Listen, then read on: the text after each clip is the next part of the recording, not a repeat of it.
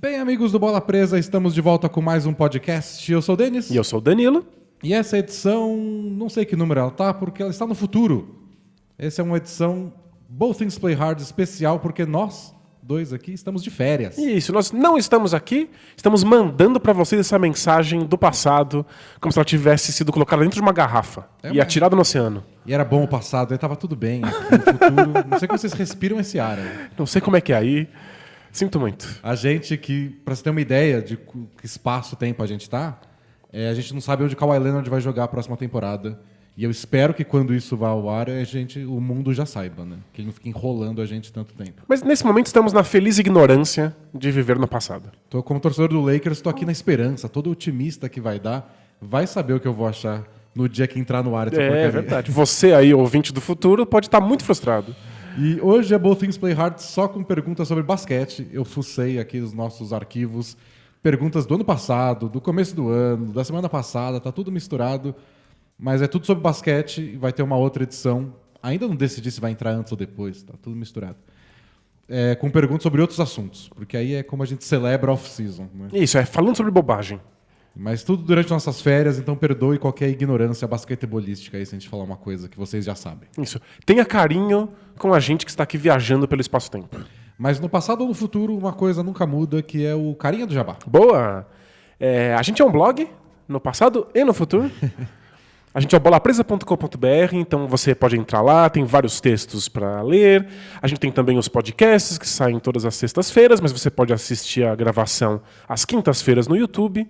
Você segue a gente no Twitter, no Instagram, no Facebook. E se você gostar do nosso conteúdo, você assina a gente no PicPay. Agora estamos no PicPay para ter acesso aos nossos textos exclusivos, que estão lá no blog, só para quem apoia a gente. E aos podcasts especiais, são 2 podcasts extras por mês. Um podcast só com perguntas e respostas e um podcast com algum tema mais aprofundado que a gente analisa o basquete. Além disso, temos um monte de novidades. Sim, e uma coisa importante Diga. É que durante nossas férias também vai entrar um podcast especial, Both Things Play Hard, um podcast especial sobre um outro tema. Tudo nessas próximas semanas aí que a gente não vai estar de corpo presente aqui, mas estamos deixando pronto. Isso, vocês assinantes fiquem tranquilos que vai ter conteúdo exclusivo para vocês, mesmo quando a gente está passeando por aí. Isso, e conteúdo novo, a gente vai ter o Clube do Livro e o Film Room, são as 2 principais novidades que vão começar agora na off-season. Agora em julho a gente anuncia, não sei exatamente o dia, então não vou dar spoiler, mas vai ter um post no blog avisando qual vai ser a obra do mês que a gente vai analisar em agosto do Clube do Livro, que é um lugar para a gente discutir obras culturais sobre basquete. Então, podem ser livros, podem ser documentários, filmes, desenho animado, se você achar algum. Claro. História em quadrinho, o que mais? Obras de dança contemporânea. Dança contemporânea, o poema que seu amigo leu no sarau na Vila Madalena. Que excelente maneira de afastar o público do nosso projeto. Se for uma obra cultural que tem a ver com basquete, eventualmente a gente vai discutir no Clube do Livro, que vão ter 2 partes, assim, então a gente vai gravar um podcast para discutir essa obra, que vai estar disponível para os assinantes de R$14, e os assinantes de 20 vão participar de um ao vivo com a gente no YouTube para conversar sobre a obra. Então a gente comenta e vocês respondem no ao vivo e a gente discute como bons intelectuais que todos somos na comunidade Bola Presa. Falando groselha e comendo pipoca. E a gente vai ter também algo similar com o nosso Film Room, que a gente vai analisar jogos antigos. Então a gente também vai fazer um ao vivo com os nossos assinantes de R$20, assistindo o jogo simultaneamente, fazendo comentários táticos, e depois a gente vai produzir um conteúdo aí para os assinantes de 14 poderem aproveitar também. Isso. E vamos dar preferência para jogos mais antigos, assim. A gente até pode pegar uns jogos mais recentes, se tiver uma temática que a gente queira discutir. Claro. Mas a gente quer pegar jogos antigos que a gente não está acostumado a ver todo dia, a gente às vezes esquece como é que era, ou tem curiosidade para descobrir. Então vamos lá, vamos ver se esse Michael Jordan aí é tudo isso. A gente pega um jogo dele e descobre. Ele é tudo isso. Mas é muito legal. A gente fez um post na temporada passada analisando um jogo em texto do Jordan para ver como ele é tudo isso, mas como se jogava basquete de maneira muito diferente e às vezes a gente esquece disso. Tem uma pergunta sobre isso até no Both Things Play. Boa, a gente vai falar disso então. Mas vamos lá, PicPay, aplicativo PicPay, tem no iOS da Apple, tem no Android. E se você tiver mais dúvidas, entra lá no bolapresa.com.br, tem um linkzinho lá na barra superior, FAQ. Tem todas as respostas sobre as assinaturas do Bola Presa. Isso, lá você encontra inclusive a tonelada de material exclusivo para assinantes que a gente produziu nos últimos anos. São muitos podcasts, muitos textos especiais. Você pode ler um resumo sobre todos eles para ver se te interessa, para você poder assinar a gente. Isso. Vamos responder perguntas? Bora lá. Então taca a vinheta. É rápido agora o Botões Play Hard. Bom, primeira pergunta é do Newton Capistrano da Silva Filho. Adoro quem assina o nome completo. Maravilha. Em vez... Porque tem duas variações, né? Ou o cara assina o nome completo ou é um trocadilho. Então... Ou a pessoa tem muito orgulho do nome, ou ela tá muito envergonhada da pergunta e precisa de um pseudônimo bizarro, né? Ele pergunta assim, e aí, D&D, tudo beleza? Beleza. Estou ouvindo o podcast e na discussão sobre relacionamento entre jogadores e juízes, por um segundo eu achei que eu tinha pegado Pergunta de relacionamento, o e-mail errado aqui, mas não, tá certo. Entre jogadores e juízes me surgiu uma dúvida. Os jogadores aposentados podem fazer cursos e se tornarem árbitros também? Como funciona isso na NBA? Obrigado, sou assinante desde o fim de 2015, quando me interessei por basquete e descobri este belo blog. Maravilha, valeu. Aprendo sempre com vocês e o podcast é um eterno companheiro para as horas apertadas no trem aqui do Rio. Um abraço e vida longa, Bola Presa. O podcast é o melhor amigo do transporte público. Sem dúvida. Da fila de banco, do transporte público e da lavação de louça. Mas eu até gosto de ouvir podcast lavando louça, mas acho que o transporte funciona melhor e acho que a gente vive uma era de ouro dos podcasts. A decadência vai começar quando surgir o teletransporte. Não, o teletransporte vai matar o podcast. A lava-louça, o banco em aplicativo de celular e o teletransporte, nossa, a gente não tem a menor chance. Vamos aproveitar enquanto o podcast ainda existe. Mas respondendo sua pergunta, jogadores podem sim se tornar árbitros. Já aconteceu com 3 deles. E o caso mais famoso é do Leon Wood, que a gente contou até a história dele num podcast especial. A gente fez um podcast especial sobre a aposentadoria de jogadores e o que aconteceu com vários deles depois. A gente contou a história do Yao Ming, que foi cuidar de rinoceronte. Isso, foi fazer ONGs para salvar rinocerontes. Tem ex-jogador que vira técnico. Tem ex-jogador que volta para a faculdade porque quer estudar e fazer alguma coisa. A gente contou a história do Troy Murphy no podcast. É um podcast bem interessante, porque as pessoas têm essa dúvida. O que faz um cara que é super competitivo e que vive por basquete quando ele não pode mais jogar basquete, né? E que se aposenta numa idade onde ele tem muita energia, muita vontade de fazer coisas. O cara não tá no auge do físico dele para ser um atleta profissional, mas tá no auge intelectual dele. Sim. Como pessoa. Tipo, né? O cara tá com 35 anos, cheio de dinheiro, cheio de saúde. Talvez não tenha o joelho perfeito, mas o resto da saúde tá em dia. Se o cara tem 40 anos, pela expectativa de vida padrão, ele tá no meio da vida dele. E no meio da vida dele já não pode mais fazer aquilo pelo qual ele treinou a vida toda. E aí você vê o que ele... Talvez ele use o dinheiro para investir em alguma coisa, um negócio, tira férias, fica com a família. Tem alguns Ou vira árbitro. Ou vira árbitro. É que é bem incomum virar árbitro, porque não é das vidas mais fáceis. Você mantém alguma das coisas que você tinha na sua rotina de jogador, mas não a parte boa. Você mantém as viagens, e tem o calendário bizarro da NBA. Acho que é o próprio Leon Wood que falou isso, que é... Ou foi alguém que falou sobre o assunto. Juiz não tem jogo em casa. Faz sentido. Você nunca tá no seu território. Talvez o juiz tenha sorte que ele mora, sei lá, em Los Angeles. E aí tem alguns jogos em casa que ele pode sair do ginásio e encontrar a família na casa dele. Mas se ele mora, sei lá, em Las Vegas, não tem time lá. Ele tá o tempo inteiro viajando. Ele tá sempre hotel e jogo, hotel e jogo, hotel e jogo. E viaja o tempo inteiro. Então você tem essa parte ruim que os jogadores reclamam, que é não parar quieto, não poder ver os filhos direito. E sem a parte boa, que é ganhar 20 milhões por temporada e jogar basquete, é o que eles mais gostam. Assinar contratos com famosas marcas de tênis esportivos. Pois é. Então acho que esse é o grande motivo. Você tem a parte ruim da vida de NBA sem a parte boa. E um outro assunto que a gente discutiu naquele podcast é que o pessoal é muito competitivo, igual você falou. E juiz nunca ganha. Onde o juiz pisa não nasce grama. Então é uma eterna derrota.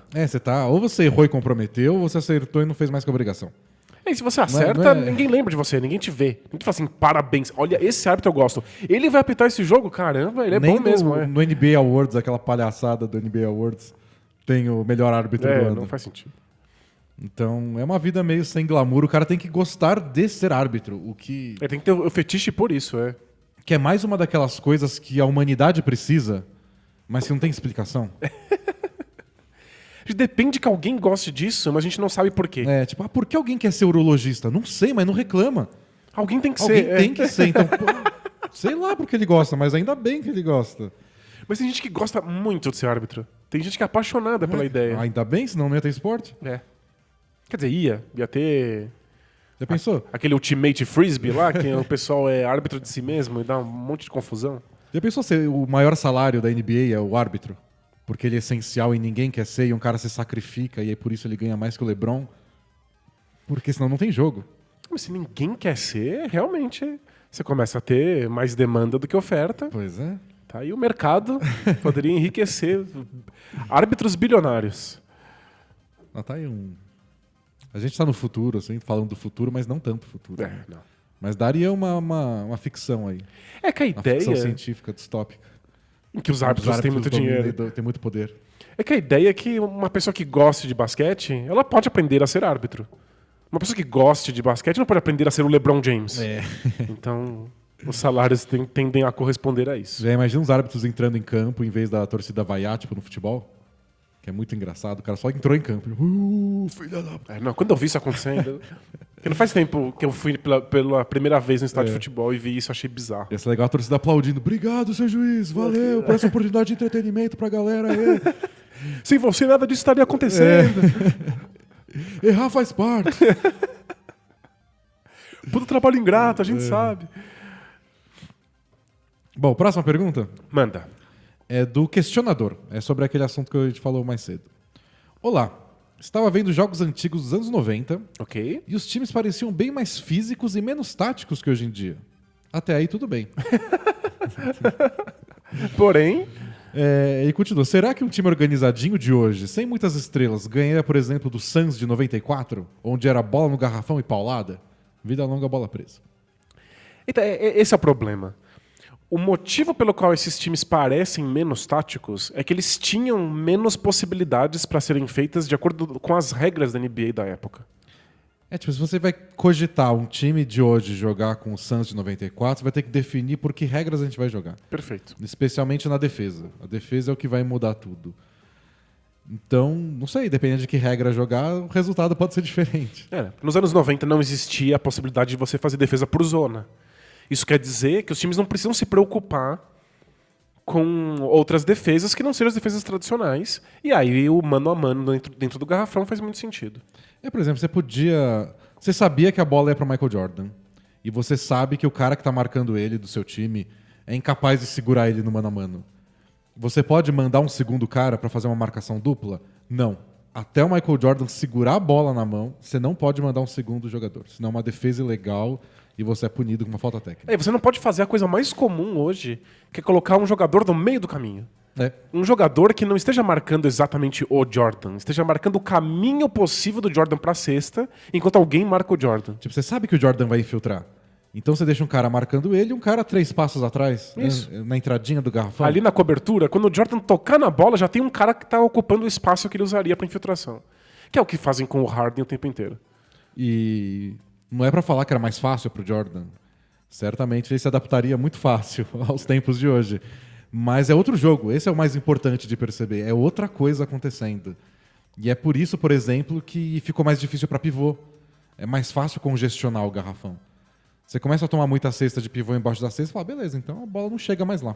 Você começa a colocar mais marcadores, não no jogador, mas no caminho da bola para esse jogador. Aí você não consegue nem dar o passe. Tipo, eu quero dobrar no Embiid. Você não fica dobrando no Embiid antes da posse de bola começar. Mas tem um cara no meio do caminho. Se a bola chegar perto, o segundo marcador já tá lá. Isso. E se esse cara conseguir interceptar a bola antes, melhor ainda. Então é uma coisa muito importante para a história da NBA, quando eles liberaram a defesa por zona. Os times demoraram um pouco para saber o que fazer com isso. Aí, aos poucos, os ataques foram criando soluções novas, as defesas foram respondendo a isso. E aí passa 10, 15, 20 anos que nem a gente está agora, desde que essa regra mudou. E é outro esporte, assim. Você olha, compara um jogo com o outro e parece isso mesmo. Parece que é menos tático. Mas porque era um bom negócio naquela época fazer muitas jogadas individuais, porque era difícil vir essa cobertura. Então ela parece menos complexo. Existe bastante. Existe bastante tática, os times tinham jogadas sofisticadas, é que elas não parecem as jogadas que a gente usa hoje, porque as defesas eram diferentes. Então acho que é isso que a gente quer, inclusive, mostrar no Film Room. Poder ver como é que a tática era diferente. O que se planejava, o que tentava se evitar, e que é completamente diferente do que é hoje. Perfeito. Então essa pergunta sua não tem resposta. Porque a gente não sabe em que regras eles jogariam, mas aquele time do Suns era muito bom. Então se você pegar um time sem estrelas de hoje, igual você falou, a regra geral da NBA na história é que quem tem mais talento tem mais chance de ganhar. Aí se adapta melhor às regras que estão em jogo. Pergunta do Diogo Santos. Olá, D&D. Olá. Paz em si, como diria o grande Kyrie Irving. tem que aprender a se comunicar como Kyrie Irving. Vou te desafiar um dia a fazer o carinha do jabá como se fosse o Kyrie Irving falando. Vai parecer que eu abri um monte de biscoitos chineses e li frases aleatórias, né? Você pode fazer isso. Vai ser lindo. Sou o Diogo Santos, sofrido torcedor do Oklahoma City Thunder. Sinto muito. Meus pêsames. Meus pêsames não porque o time é ruim, mas é porque o time dá muitas esperanças antes de perder. Os times que só perdem, né? A gente já tá acostumado, né? Ninguém sofre. Ninguém sofre pelo Orlando Magic. Alguém sofre pelo Suns, né? Imagina. Agora pelo Thunder. Com o Suns, não, você se surpreende porque o time não fez só horror. Mas aí o Paul George jogando nível MVP, aí chega nos playoffs, perde do Lillard mandando no meio da quadra. É frustrante demais. É um coração partido por ano. Desde que acompanho a NBA, o que é consideravelmente menos tempo do que vocês, sinto que a liga evoluiu ano a ano, em absolutamente tudo. Tem um pouco a ver com a pergunta anterior, por isso eu juntei elas. Mas principalmente na oferta de grandes jogadores, a ponto de não ser mais possível fazer uma lista fácil dos 5 melhores, visto que há facilmente pelo menos uns 10 que poderiam estar nessa lista. Minha pergunta é, vocês também têm a impressão de que essa é a melhor geração de basquete desde a era Jordan? Acham que é possível ser a maior geração da NBA em números de craques indiscutíveis? Abraço de um assinante que é tão apaixonado por vocês que apresentou a esposa, que é agora tão apaixonada por vocês que também virou assinante. Vida longa, bola presa. Valeu. Um forte abraço. Na família. Na família de 2 assinantes. Maravilha. Muito obrigado.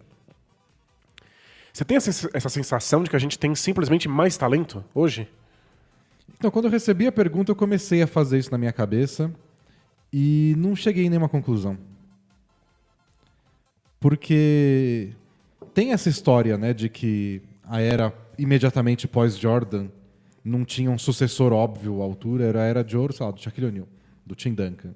Mas que não tinha tanta gente assim para cobrir esse buraco, até por isso que a NBA deu uma queda de popularidade. Uma queda violenta de popularidade, de audiência na televisão. Duncan não é dos caras mais que atrai a torcida assim com o sorriso dele.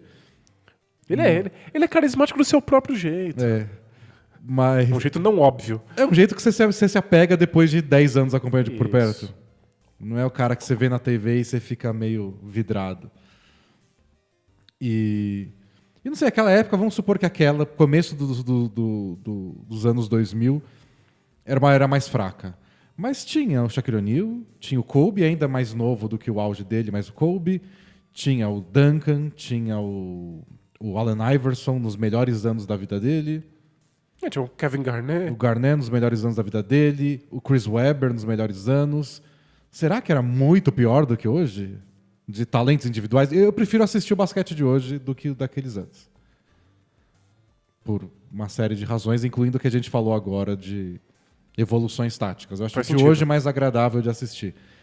Agora, de talento individual, de criar da cabeça, um top 5. Tinha 5 jogadores, 10 incríveis naquela época. Hoje também tem. Eu acho que um dos segredos da NBA é que talento nunca falta. Não sei se... É que eu tenho a sensação que existe alguma coisa acontecendo nos esportes em geral e que o mundo dos torcedores no Twitter acha que a NBA é o único lugar em que acontece o reverso. Os atletas ficam melhores não só porque nasce mais talento bruto, como se fosse um milagre. Mas porque existe mais tecnologia esportiva, melhores nutricionistas, melhores preparadores técnicos, a gente entende melhor o esporte, então a gente tem mais análise de dados possível. Se a gente for analisar, muitos recordes de esportes muito variados foram batidos nos últimos anos. Sim. Eu já contei, acho que talvez num podcast especial, que o recorde de quem consegue comer mais hot dogs foi batido por um cara que faz análise estatística, que estudou economia para poder fazer isso. Isso é muito engraçado em esportes, os famosos esportes radicais, porque é sempre a mesma história. Ninguém nunca deu 3 piruetas no ar.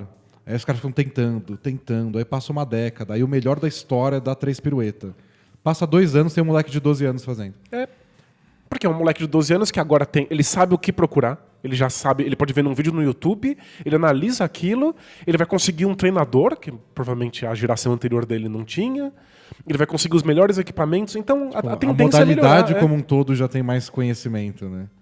A tendência deveria ser melhorar. Então, quando teve aquela polêmica ano passado, ano retrasado, de que é um absurdo, os jogadores da NBA atual não têm tanto talento quanto antigamente, eles só ficam arremessando, nem arremessam tão bem quanto os grandes arremessadores. Estatisticamente, é o contrário. Nunca se arremessou tão bem. Porque nunca os adolescentes foram levados a arremessar tanto, tão cedo. Tem técnicos específicos para isso, eles têm os melhores físicos, etc. Então, eu acho que a tendência... As carreiras são mais longevas também. Eu acho que a tendência é que se tenha cada vez mais talento. O talento não precisa mais ser uma coisa que é aquele milagre. O cara surge e ele é um diamante bruto. E por que ele é assim? Olha, porque ele nasceu desse jeito e treinou muito. Agora todo mundo tem as condições para ter algum tipo de carreira estrelada na NBA. Eu concordo, mas eu acho que isso vale principalmente para a NBA como um todo. Se a gente for analisar o topo do topo do topo, tipo, comparar os 5 melhores de tal, se fosse possível selecionar só 5, né? Mas tipo, 5 dessa década, toda década tem 5 caras que se olham e falam, não é possível que existia um cara assim. Total. Mas é que talvez agora dê pra ter mais. Tem mais gente. Talvez o miolo da NBA seja melhor do que já foi o miolo antes. Porque tem mais gente capaz de fazer mais coisas. E tem outra coisa. A NBA passou por uma globalização violenta nos últimos 10, 15 anos. Você tem mais jogadores internacionais. Isso quer dizer que você está aumentando... o grupo de pessoas que podem entrar na liga. Muito talento internacional. Talvez não tenha chegado na NBA. A gente tem um exemplo do Oscar, que não foi para a NBA. Hoje isso seria impossível. Um cara com o talento dele não joga lá. Não tem como. O moleque de 16 anos na Croácia tá jogando muito, na Eslovênia tá jogando muito. A gente já tá de olho, a gente já sabe. Ele já vai ter os melhores técnicos. Faz todo sentido. Aliás, vai ter alguma coisa muito de errado se isso não acontecer, né? É só estranho. É só... Pra quem acha que a NBA é o lugar que fica cada vez pior, a NBA deveria ser um grande asterisco no mundo. É a única liga que vai na contramão. O que você pode achar, você tem todo o direito de achar, você pode preferir outra coisa. Perfeito. Você preferia o estilo de antigamente. Eu preferia o jeito que era, porque realmente muda, né? Isso não tem dúvida. E por qualquer motivo, por apego emocional ou por questões de gosto mesmo, você acha que o basquete era mais bonito daquele jeito, que te agradava mais assistir jogos daquela época, perfeito, mas você acha o que você quiser. Que é bonito, tipo, eu gosto mais de azul, eu gosto mais de verde, não tem problema. A gente nem discute essas coisas porque não tem o que discutir. Não tem critério. Mas aí passado que era melhor, era mais eficiente, era mais... Aí é mais complicado. Ajudar a qualidade é mais complicado. A próxima pergunta é daqueles top 3 bizarros. E eu fiquei muito em dúvida se esse top 3 é pergunta de basquete ou não é. Vamos lá. Porque tá no podcast Perguntas de Basquete. Sabe quando você põe um pinico no museu, é uma obra de arte? Então você tá aqui no podcast de Perguntas de Basquete e Pergunta de Basquete. Porque é sobre aqueles top 3 de jogadores da NBA para alguma coisa. Ok. Mas esse alguma coisa não é basquete. Mas são jogadores da NBA, tá tudo bem. Então posso ler. Tá permitido. É de um mineiro, a pergunta é: mineiro que mora no Rio Grande do Sul que usa luva só na mão direita para trabalhar. Por que só na mão direita? Faz? Não sei, fiquei pensando. Que emprego que você precisa de luva em uma mão só? Ou que emprego que não permita que ele tenha a luva na mão esquerda? Ou talvez ele não tenha a mão esquerda. Ah, pode ser. E olha, uma bonsai eu assumi que ele usa na direita. É bom. Vamos à pergunta. Olá, dupla D&D, tudo bem? Tudo bom. Parabéns pelo trabalho de vocês, admirável conhecimento de vocês e o bom humor de sempre. Muito obrigado. Valeu. Não li só por causa do elogio. Mas ajudou, né? Gostaria que fizessem um top 5, não é nem top 3, top 5 de quais jogadores mais comeriam pão de queijo caso fossem a Minas Gerais. Aliás, Jimmy Butler. Se vocês não forem, vão o quanto antes e comam pão de queijos caseiros, que são os melhores. Abraços, vida longa, bola presa. E eu escolhi essa pergunta porque nas suas férias você vai para Minas Gerais. Nesse momento, quando você escuta esse podcast, eu estou em Minas Gerais. Espero que você esteja comendo um pão de queijo. Mas olha, eu pretendo voltar 10 quilos mais gordo. Essas são coisas raras que eu e Danilo concordamos no assunto gastronomia, é que pão de queijo é bom. É isso, pão de queijo Se a é gente top. discordasse nessa também, aí... Aí não dá. É o tipo de coisa que quebra a amizade. É, O Jimmy Butler, porque ele é amigo do Neymar. isso. Porque ele é parça. Eu tenho certeza que ele come pão de queijo e passocuita. Não é o tipo de cara que come passocuita? Eu pagaria pra ouvir um áudio do Jimmy Butler falando passocuita. E toma caipirinha. É, Com certeza. meu palpite... Eu respondo o Embiid pra todas as perguntas, né? É verdade. Mas respondo o Joel Embiid de novo. Por quê? Ele é o cara que se aquece antes do jogo comendo hambúrguer. É. Tipo, ele faz essa combinação de aquecimento mais hambúrguer. Tipo, tá se alongando e comendo hambúrguer. E tem uma namorada brasileira. Tem mesmo? Quem é? É uma modelo, não esqueci o nome dela. Ok, não é modelo brasileiro. Mas é uma modelo brasileira, então é alguém que ainda pode introduzir ele ao mundo do pão de queijo. E é um mundo sem volta. E sério, ele achar muito engraçado estar no Brasil. É. Ele é uma pessoa que ia andar de Havaiana e bermudão as férias inteiras. Ele ia pisar no Rio de Janeiro, 2 minutos depois ele tá jogando futebol aí na praia. É, exatamente. E jogando bem. Sim, claro. Até porque ele é maior que a rede. É. Então acho que ia ajudar ele a bloquear de cabeça. Ele tá bloqueando de cabeça enquanto comia uma passocuita. Esse é o nosso incrível top 2. Jogadores comeriam pão de queijo. Não sei, não consigo fazer um top 5. A gente pede pra vocês mandarem um top 3, aí vocês pedem um top 5 e A gente faz um top 2. Essa é a nossa dinâmica. Pergunta do Noyce Williamson. Noyce, não Zion. Noyce é Zion ao contrário. Ah, olha só. Vamos para a pergunta. Salve, Denis e Danilo. Firmeza? Firmeza? Por que na NBA se desiste tão rapidamente de desenvolver calouros? É muito comum times desistirem de desenvolver um cara após um ano e no outro time draftarem um jogador da mesma posição. Por exemplo, o Cavs draftar um armador um ano depois do Colin Sexton.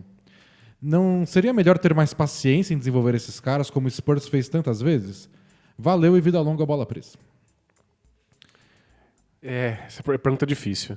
Porque, embora fosse muito bom ter paciência, a gente assume que esses times têm experiência o suficiente para saber o que vale ou não vale ter paciência. O Sexton é um caso particular porque ele teve muita oportunidade. Ele foi titular o ano inteiro, praticamente. Isso significa muita carta branca, ele teve a bola nas mãos o tempo inteiro. Os treinadores do time já fazem mais ou menos ideia de como ele se desenvolveu ao longo desse ano, tendo tanta oportunidade de jogo.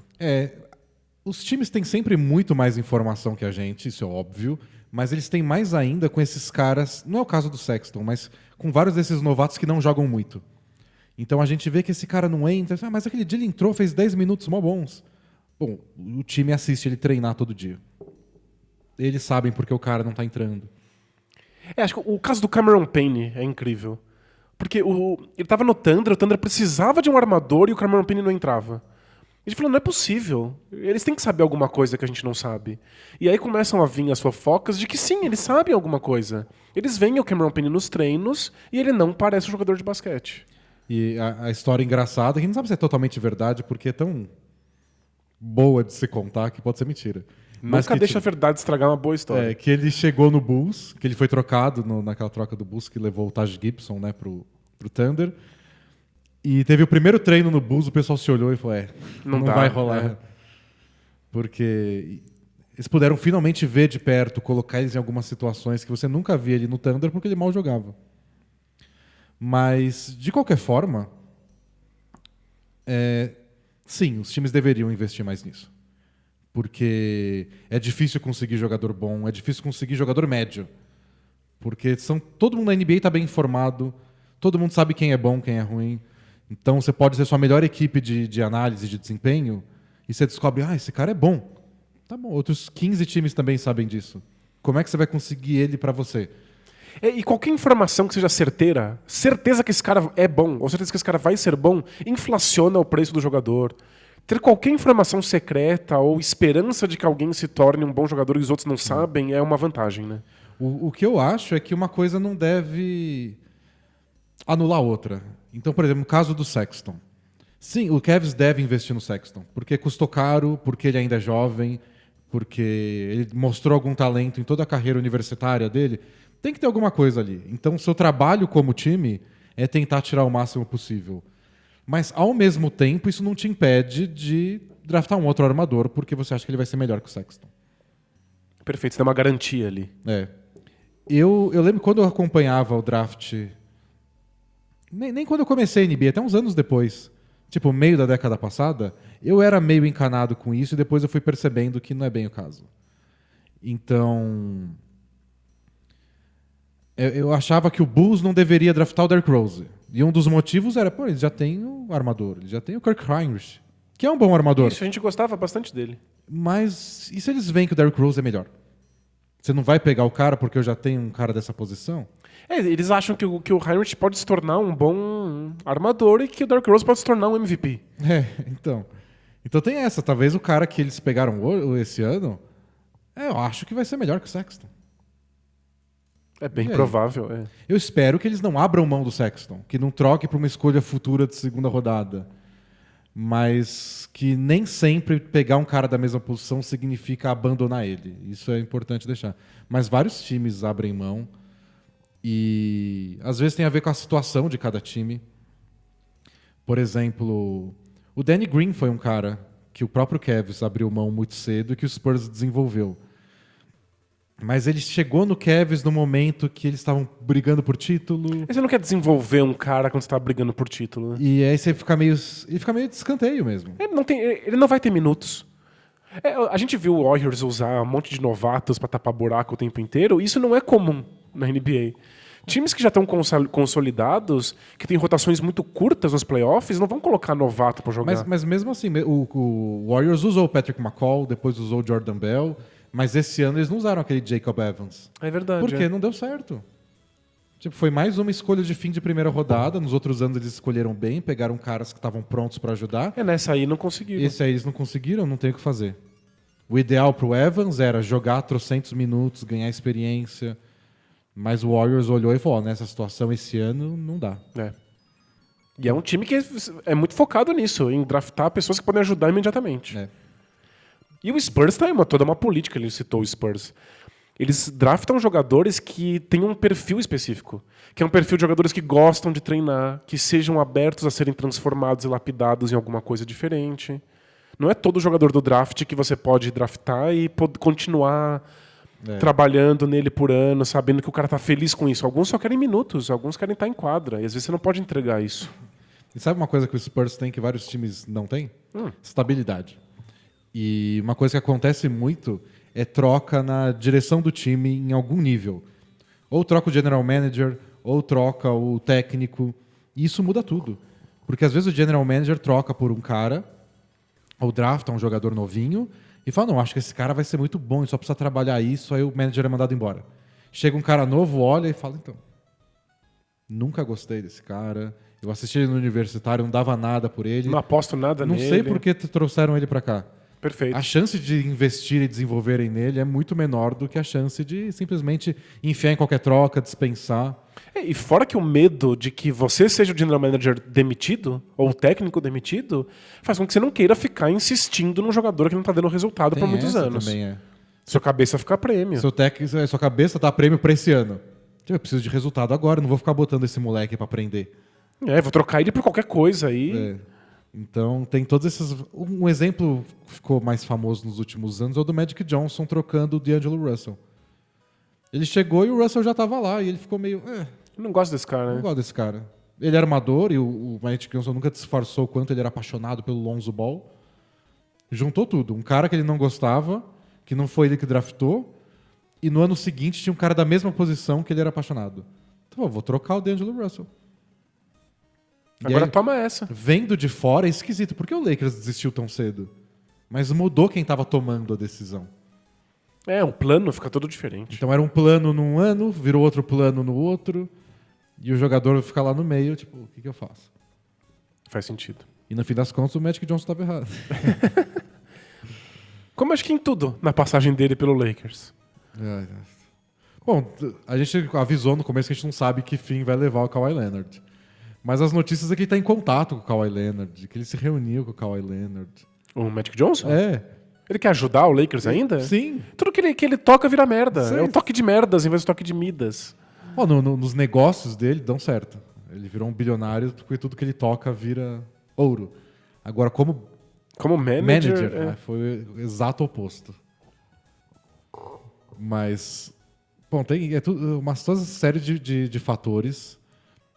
Mas, se você for dar uma resposta geral, sim, os times deveriam investir pesado nisso.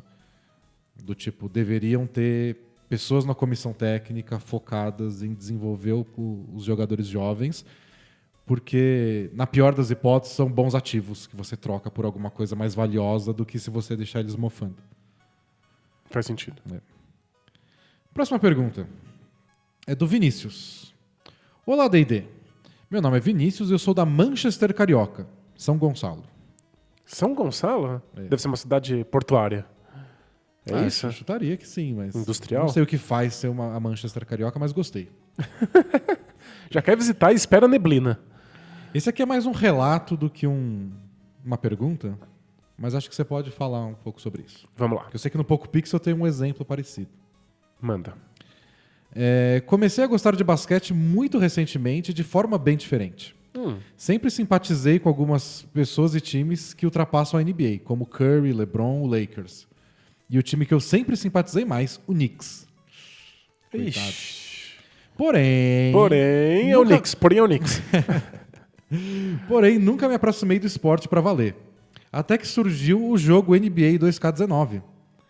E apareceu de graça no meu videogame. Deve ser alguma daqueles Plus, Gold. Ele assina alguma coisa que ele paga dinheiro por uma coisa que depois vem de graça pra ele, na verdade ele pagou. E um desses meses foi o NBA desse ano. Entendi. Baixei meio que na brincadeira e fiquei completamente fissurado no modo carreira. Após vários fins de semana aprendendo as regras e mecânicas, comecei a me acostumar e gostar mais do jogo.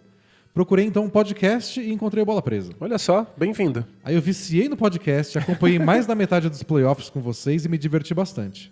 Cada vez mais me divirto com o basquete, embora os times que eu mais gosto, o Lakers e o Knicks, estão mal. Não, o Knicks nem está. O Knicks acabou. Obrigado pelo ótimo trabalho e vida longa ao Bola Presa. Valeu. No Poco Pixel, o Adriano... O Poco Pixel é o podcast de videogame antigo do Danilo. O Adriano contou uma história parecida sobre hockey, não é? É verdade. Que ele ficou encantado com o hockey do Super Nintendo. É o NHL 95, né? E aí começou a acompanhar hockey naquela época, naquele momento, porque estava muito empolgado com o jogo. Só que ele acabou não gostando.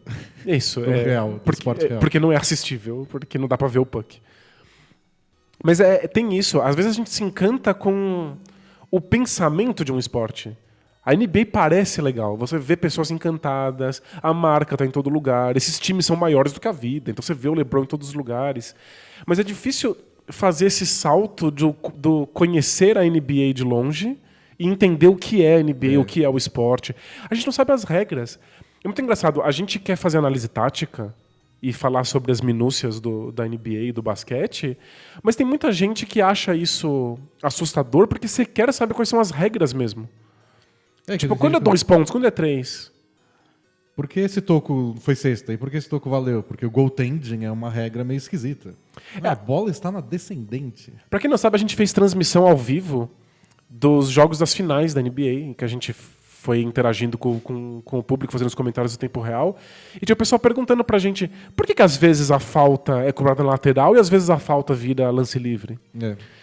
E eu acho que o videogame é muito bom pra responder esse tipo de coisa. Ele é um professor que te ensina na prática. Você tenta e fala assim, agora eu tô cobrando lance livre, o que aconteceu? Agora é lateral. E aí você vai descobrindo... E ao longo do tempo você vai pegando o que aconteceu pra isso acontecer, né? A gente começou a a entender mais de NBA jogando o primeiro NBA 2K. Eu lembro muito dessa época porque a gente via no jogo que tinha um cara muito bom e a gente queria ver ele jogar. Porque passava NBA uma vez por semana na ESPN e às vezes o cara era de um time ruim, que nunca passava. Mas no jogo esse cara é mó bom. E aí eu acho na internet um vídeo com uma qualidade medonha, nível ano 2000, que parece que ele é bom. Queria tanto ver ele jogar um dia e o videogame era nosso acesso pra, sei lá, ter alguma ideia do que ele era capaz de fazer. E ao longo do tempo a gente ia descobrindo aos poucos. Tinha muitos times nunca passavam na televisão brasileira. Eram times menos importantes, com menos chance de título.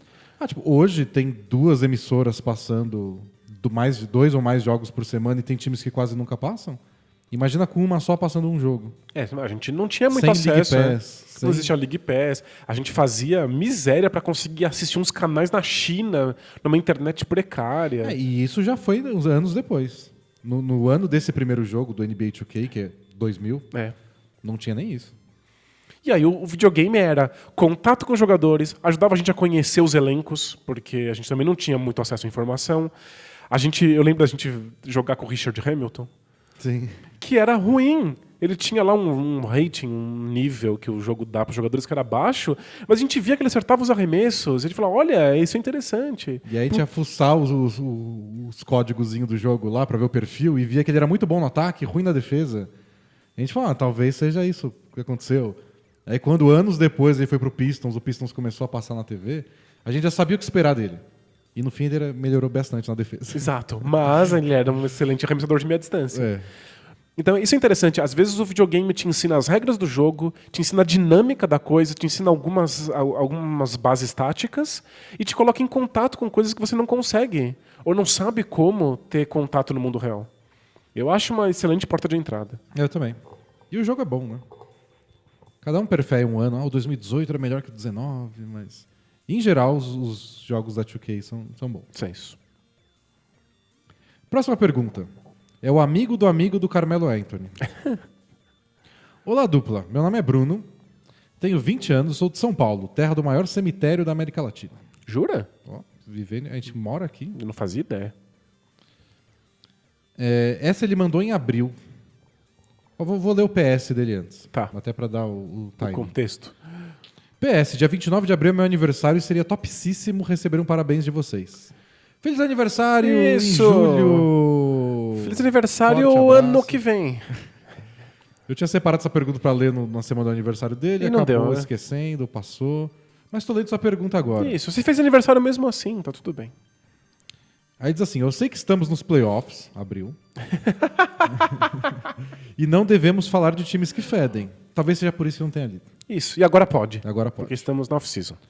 Porém, sou um pobre torcedor do Knicks, e como eu não acompanhava a NBA tão bem na época que dava para ver os jogos deles sem chorar de desgosto, fui ver os jogos dos playoffs de 2012 contra o Heat. Nossa, tá rolando playoff novo, e o cara tá tão desgraçado da vida que vai pegar playoff de 7 anos atrás para assistir. Só para ver o time dele jogar um jogo que importa. É triste, mas é tocante. Uma série que eles perderam. Isso é pior. Arrasador. É o fundo do poço. E eu queria saber o que aconteceu com o Knicks nessa temporada para eles não terem ficado numa posição melhor e não pegarem o Heat tão cedo, já que tinham nomes interessantes no time além do Carmelo, e principalmente o que aconteceu com a Mari Stoudemire depois dessa temporada. Obrigado pelo trabalho de vocês e vida longa, bola presa. Se você é um saudoso torcedor do Knicks e quer voltar nessa década, você deveria ter voltado para os playoffs de 2013. 2013 foi quando o Knicks acabou o leste na segunda posição, atrás só do Heat, e acabaram perdendo para o Pacers na segunda rodada. O time de 2012 não era tão bom, sim.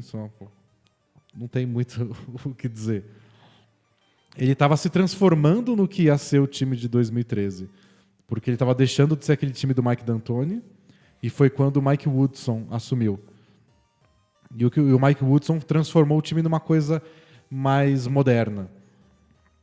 Então, apesar do Carmelo Anthony ser o fã de arremessos de meia distância, o resto do time era só bola de 3. Então, a NBA já estava nesse movimento de todo ano a gente quebra recorde de mais bolas de 3 arremessadas, mas o Knicks foi um ponto fora da curva. Era tipo nível Houston Rockets, assim. É que, se você comparar com o Houston Rockets agora, é fichinha, ridículo, é fichinha. Mas pra época era equivalente. Então o Knicks estava começando a criar essa identidade. Em 2013 foi quando pegou de jeito, que foi o melhor ano do Carmelo Anthony. Ninguém segurava ele no mano a mano. Eles tinham uma defesa bem O digna. Tyson Chandler estava como um dos melhores defensores da NBA. Tipo, a melhor fase da carreira dele foi 2011, 12, 13. E eles tinham um monte de arremessadores. Tinham Quentin Richardson, já mais velho, mas ainda acertando bola de 3. O famoso Steve Novak. O Prigioni estava jogando bem. Foi o último ano da carreira do Jason Kidd, que quando ele já arremessava a bola de 3. E defendia. Era um time bem divertido e bem simples, assim. Era muita bola de 3. Carmelo Anthony com um bom aproveitamento de arremessos e uma boa defesa. E nunca mais se repetiu desde então. E o Amar Stoudemire, que chegou no Knicks para ser a grande estrela e tinha aquelas imagens gigantescas dele do lado de fora do Madison Square Garden. Ele simplesmente nunca esteve saudável desde que ele saiu do Phoenix Suns. O primeiro ano dele foi um pouco melhor, mas ele sempre foi uma decadência ano após ano no Knicks. Ele foi perdendo protagonismo. Ele teve problemas nos 2 joelhos, ele perdeu toda a capacidade atlética dele. E ele era um jogador que dependia muito do potencial atlético. Um jogador que enterrava em cima de todo mundo, trombava e tinha um arremessinho de meia distância. Que abria muitas portas, mas que não era a base do jogo dele. Inclusive o arremesso ficou muito pior depois que as defesas perceberam que não precisavam marcar a infiltração dele. E é um cara que também teve dificuldade de jogar com o Carmelo Anthony, né? Porque o Amar Stoudemire era o rei do pick and roll. E o Carmelo não é um cara que funcionava joga assim. de pick and roll. Então, os dois não bateram muito bem. E acabou que o Knicks foi melhor quando o Carmelo foi protagonista nesse esquema tático meio estranho, onde o time arremessava muitas bolas de 3, mas o cestinha do time nem tanto. Mas funcionou muito bem para eles. Mas naquela série contra o Pacers, eles pararam no Roy Hibbert, por incrível que pareça. Foi a série do Ryan Hibbert. Nossa. Ele era um defensor de elite na época. Quando ele deu aquele toco numa enterrada do Carmelo Anthony, acabou essa série. E foi isso mesmo. O Pacers não deixou o Knicks pegar ritmo no ataque, as bolas de 3 não caíram. O Pacers era um belo time de defesa. Era uma defesa impressionante. E acabou indo para a final do leste contra o Heat, quando o Knicks ia tentar a vingança do ano anterior. Contra o Heat. Nessa série de 2012 foi aquela série que o LeBron marcou o Carmelo pela frente. Tipo, ele não vai receber a bola. O Carmelo estava tentando receber na posição que ele gosta, lá, aquela diagonalzinha, meia distância, para jogar meio de costas para cesta, virar e arremessar. E o LeBron marcou ele pela frente, para os passes não chegarem, porque o LeBron é maior. Alguém ficava na cobertura atrás. E o ataque do Knicks nunca achou uma solução para isso. Que pena. Mas foi um ano perdido do Knicks. Você pega a história do Knicks nesse século, e é desastre, desastre, desastre, desastre, desastre. Aí um ano que eles tiveram 54 vitórias, desastre, Depois desastre. Então aproveite as reprises, amigo. E é o último momento iluminado do Carmelo Anthony também. Foi a despedida dele do topo da NBA. Na verdade, foi a despedida dele do basquete. Essa pergunta não é tão de basquete também, mas tem a ver com os jogos da NBA. Manda. É do Roberto Carlos no especial de Ano Novo. Fala D&D, beleza? Beleza. Existe algum processo de seleção para os cantores do hino americano antes dos jogos? Por que são sempre péssimos? Só eu sinto vergonha alheia de ver eles passando vergonha? Obrigado e vida longa, bola presa. Então, existe um senso de comunidade muito grande para esses times. Quase sempre são pessoas locais. E às vezes são as estrelas locais, mas às vezes é o coral da esquina. Em que jogo que a gente foi assistir nos Estados Unidos que era um coral de criancinhas? Não teve? Algum jogo em New Orleans.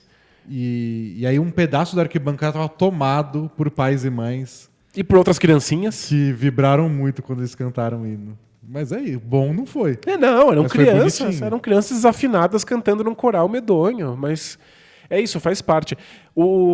Todos os intervalos dos jogos tem veterano de guerra que voltou para casa e aí se vê o reencontro. Tem uma série de homenagens para ONGs e grupos locais. propaganda do mercado,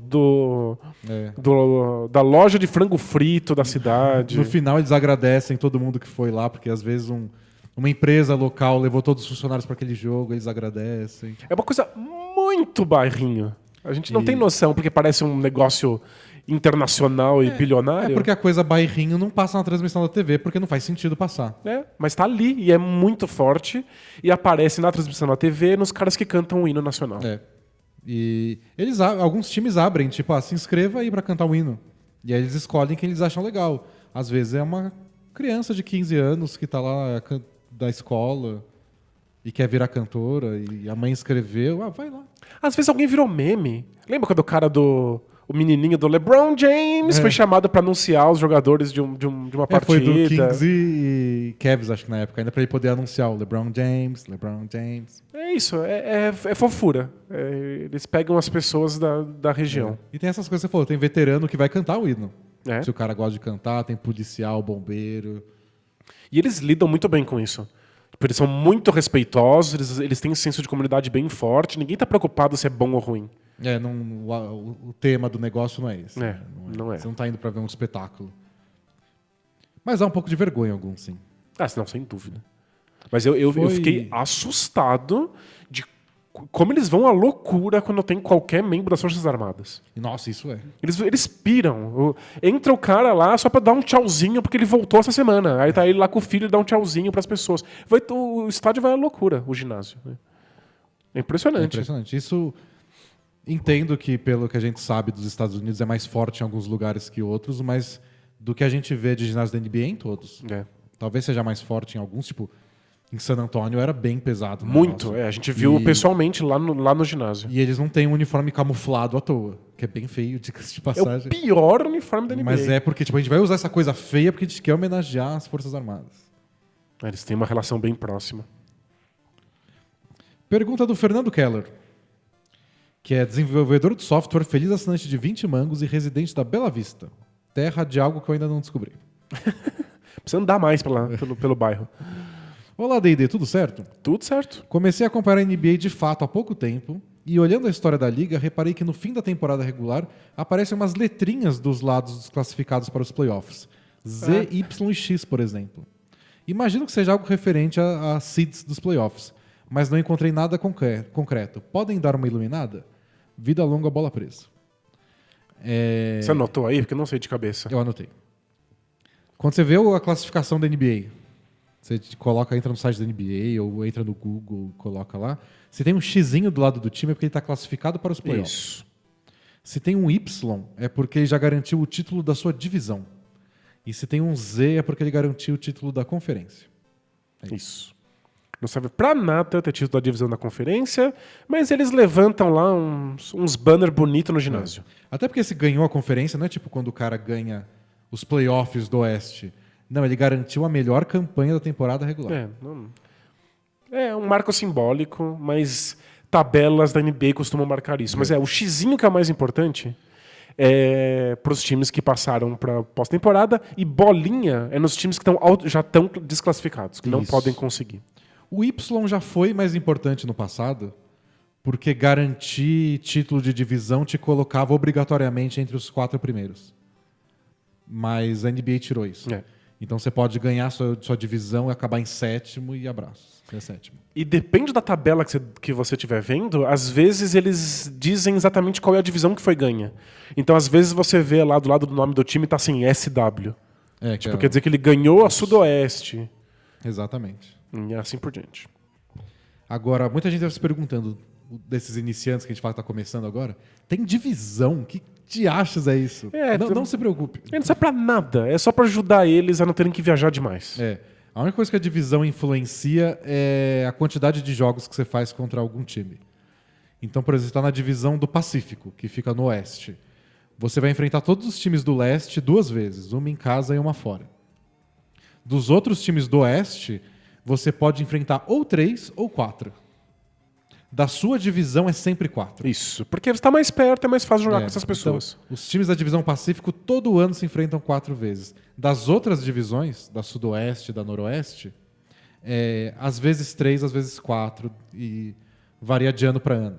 Então você enfrentou o Blazers, tipo um time da divisão Pacífico, o Warriors. Enfrentou o Blazers 3 vezes esse ano, então no próximo é 4. Não é o ideal, mas é porque não tem teletransporte ainda. No futuro do teletransporte não vai ter esse podcast para vocês escutarem, mas vai ser mais equilibrado, mais justo quantas vezes os times se enfrentam. Porque é esquisitíssimo. Até porque esses times estão brigando, igual a gente falou, pelas mesmas 8 vagas de playoff. Mas eles enfrentam diferentes times diferentes vezes. E às vezes está numa divisão muito difícil. É. Você está na divisão lá, você tem que enfrentar o Rockets 4 vezes, o Spurs 4 vezes, tipo o Pelicans. O Pelicans é o pior. O Dallas 4 vezes, o Memphis 4 vezes. Teve ano que isso era o inferno. Essa divisão já foi a mais forte da NBA disparado. No ano passado, acho que a Noroeste foi mais difícil. Qual que é o Noroeste? Porque tinha Blazers, Thunder, Jazz. O Wolves foi muito alto e baixo ano passado, mas é uma divisão complicada. Então, mas é complicado pro Wolves. Sim. O Wolves é quem mais sofre. O Warriors ia enfrentar o Lakers 4 vezes e o Suns 4 vezes. Já começa o ano com 8 vitórias. Baita vantagem, Então não é a coisa mais justa do mundo, não. Mas existe na NBA. Mas o teletransporte vai resolver isso. Aguardem. Próxima pergunta é do Kevin Garnett na briga de bar. Não sei o que isso quer dizer, mas não te enfrentaria nessa briga. Olá, Denis e Danilo. Sou assinante e por curiosidade... Não tinha vírgula. Falei, sou assinante por curiosidade. Vai ver que ele ficou muito curioso e nos deu dinheiro. Mas sou assinante e por curiosidade eu pesquisei sobre os contratos da NBA antigamente. E observei que o contrato do Jordan pulou de 3 milhões e 850 mil para incríveis 30 milhões e 140 mil de um ano para o outro. E aí veio minha dúvida. Isso se deve ao tamanho dos contratos na época? Achei uma notícia de 88 em que ele assinou o contrato por 8 anos. Nessa época, como é que funcionava a divisão salarial? Obrigado. É muito engraçado. A NBA tem um negócio que chama CBA, que é o contrato deles, da união dos jogadores, do sindicato deles com os donos, com a NBA em si. E muda de tempos em tempos, acho que a cada 7 anos eles renegociam. Eles negociam, inclusive, quanto tempo vai durar a CBA a cada CBA. Então varia. E aí, durante esse contrato, eles definem, tipo, qual é o máximo de duração que pode ter um contrato. Hoje é 5 anos, se for um time renovando com o próprio jogador. Os outros são 4. Se algum jogador está trocando de time, é 4 anos o máximo. Já chegou a 10. Já teve contrato de 10 anos. A gente até escreveu no blog nessa temporada. Foi um movimento que veio dos dois lados. Jogadores começaram a se interessar por ter contratos mais curtos, porque assim eles têm mais liberdade. Mas os times também começaram a querer na CBA contratos mais curtos para se proteger de serem burros. Eles mesmos se ferravam com essas regras. Porque você pega um cara que é uma estrela e fala assim, eu quero esse cara por 10 anos. Aí ele se contunde, ele fica ruim, ele sai de forma. Pensa no Bucks, que é um mercado pequeno, que nunca conseguiu segurar grandes estrelas e tá com o Antetokounmpo de bom humor. Dizendo, não, eu quero me aposentar em Milwaukee. Você acha que eles não iam dar um contrato de 15 anos pra ele hoje, se não pudessem? E aí ele pode se lesionar, ele pode jogar pior. É. Pode pedir pra ser trocado, sei lá, qualquer coisa. A NBA pode mudar, as regras podem ficar diferentes, e aí o Antetokounmpo não arremessar de 3 passa a ser absurdo. Muita coisa muda, e os times ficavam com os contratos gigantescos nas mãos, que eles queriam se livrar e não sabiam como, e aí eles resolveram que eles iam proibir eles mesmos de assinar contratos muito longos. E hoje tem limite máximo de salário, que é tipo 30% do teto salarial. E tem limite de aumento, quanto de aumento um jogador pode receber de um ano para o outro. Ele não pode saltar de 3 para 40. Hoje não poderia acontecer isso. Então bizarrices daquela época. Se você for procurar, você vai achar umas bizarrices nos anos 80, nos anos 90, no começo dos anos 2000 e por aí vai. É isso. Muita gente perguntou por que o Cousins, que ganhou quanto? 5, 6 milhões no Warriors nessa temporada? Foi por aí. Por que o Warriors simplesmente não renova ele por 20 e fica com ele? É porque não pode. Você não pode renovar um jogador estando acima do teto salarial para mais do que X% do contrato que ele assinou com você. E eles não têm os full bird rights dele. E aí começa a ficar cada vez mais complicado. A gente traz nosso advogado aqui. É tipo comentário. Existe, né? Na ESPN gringa tem vários caras que são comentaristas de salary cap. Porque exige um grau de especialização. O Bobby Marks, que é o principal deles, trabalhou como assistente general manager do Nets durante muitos anos e agora ele é empregado da ESPN. Ele é o cara que explica como é que funcionou essa sign and trade do Jimmy Butler envolvendo 4 times, indo para um time que não tinha teto salarial. Ele manja o suficiente. E ele vai estar lá para explicar, não, porque tem essa regra, com essa exceção, com isso aqui, somado com isso, se assinar no dia tal... Se assinar esse contrato antes desse, pode, se for o inverso, não. É bem complicado. É bem complicado. Bem complicado. Às vezes acontece algum caso que a gente não entende e eu me especializei em ir na CBA e descobrir lá. Ctrl F, vamos ver. Se dá Ctrl F, a gente vai, lê o texto e vai tentando entender o que está acontecendo. Entende. Às vezes não dá. Às vezes é bem confuso, mas...